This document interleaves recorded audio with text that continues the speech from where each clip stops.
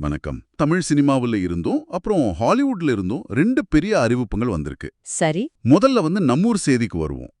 நடிகர் அஜித் குமாரோட அடுத்த படம். ம். அதாவது அவரோட 64வது படமா.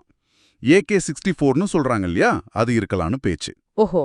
இந்த படத்தை ஆதிக் ரவிச்சந்திரன் இயக்க போறாருனும், அப்புறம் படத்துக்கு குட் பேட் அக்லின்னு ஒரு வித்தியாசமான தலைப்பு வச்சிருக்காங்கன்னும் உங்க குறிப்புகள் சொல்லுது. Good bad ugly. ஆமா.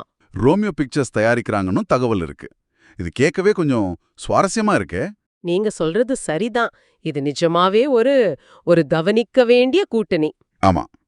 ஆதிக் ரவிச்சந்திரன் அவரோட முந்தைய படங்கள்ல ஒரு விதமான ஸ்டைலான, கொஞ்சம் எப்படி சொல்றது, வித்தியாசமான கதை சொல்லும் முறைய கையாண்டிருக்காரு. ம்.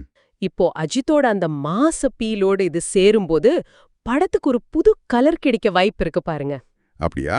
ஒருவேளை அஜித் தன்னோட வழக்கமான ஆக்ஷன் பாதையிலிருந்து கொஞ்சம் விலகி புதுசா முயற்சி பண்றாரோன்னு தோணுது. ஓ.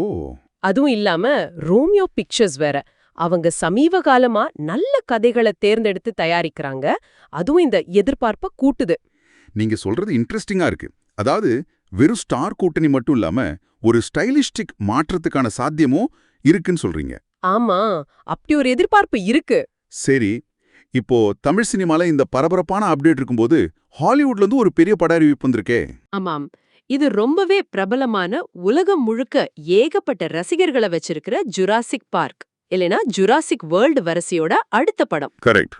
உங்க குறிப்புகள் சொல்ற மாதிரி இது ஒரு ஆக்ஷன் அட்வென்ச்சர் படம். இதுல முக்கியமான விஷயம் என்னன்னா, சொல்லுங்க.